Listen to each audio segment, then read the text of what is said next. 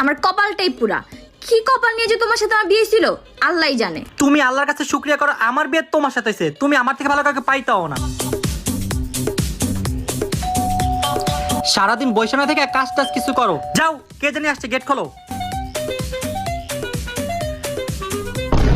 ভারিয়ালা বাড়িয়ালা আইছে, তাড়াতাড়ি রেডি হও। আরে আপনি? আপনার হাজবেন্ড কোথায়? উনি ঘরের ভিতরে আছে, আসেন আসেন।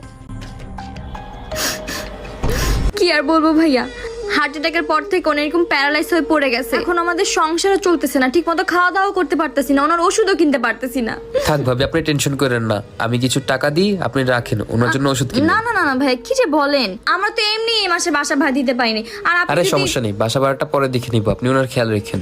ঠিক আছে ভাইয়া, থ্যাংক ইউ। ইয়ে বাড়ি গেছে গেছে গা। গা। হ, এই যে দেখো কত টাকা পাইছি। তুমি আর আমি শপিং মলে টাকা দিয়ে, চলো চলো।